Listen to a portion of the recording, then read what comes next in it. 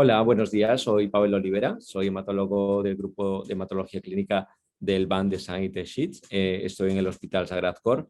Este viernes vamos a hablarles sobre un tema muy relevante. Como saben, desde hace un año, el inicio de la pandemia por la COVID, la trombosis representa una de las complicaciones que aumenta tanto mortalidad en estos pacientes, llegando hasta en ciertos grupos a alcanzar un 20 al 40% de incidencia. Vamos a hablar los puntos más relevantes sobre cómo tratar estos pacientes, cómo identificar a aquellos que pueden tener riesgo después del alta, aquellos que pueden estar en casa, y también hablaremos sobre un tema que ahora está siendo muy debatido, que es sobre la relación de trombosis y trombopenia con las vacunas de AstraZeneca y Janssen. Pues os espero este viernes y haremos una charla entretenida. Un saludo a todos.